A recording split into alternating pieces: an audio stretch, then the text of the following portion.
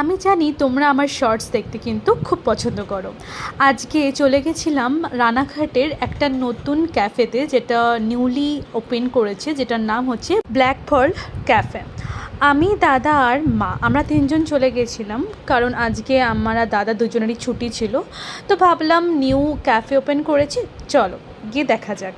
কিন্তু আমি একদম তোমাদেরকে এটা রেকমেন্ড করবো না, একদম রোস্ট ক্যাফে।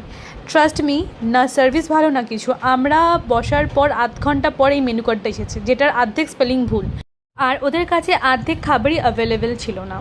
যাই হোক, এখানে ভেজ পকোড়া অর্ডার করেছিলাম, ওরা আমাদেরকে চিকেন পকোড়া ভুল করে দিয়ে দিয়েছিল। ওভারঅল সার্ভিস কিন্তু প্রচণ্ড বাজে। এখানকার রিভিউসটা কি দিবি? ভালো না, নট সো গুড। খাবার দাবার বাজে, ব্যবস্থাপনা বাজে। দেন বাজে এক্সপিরিয়েন্স নিয়ে চলে গেছিলাম চাওয়ালাতে। তিনজন 3 কাপ চা খেয়ে আমাদের দিনটা শেষ করলাম। ভিডিওটা ভালো লেগে থাকলে কিন্তু লাইক, সাবস্ক্রাইব, কমেন্ট করতে ভুলবে না।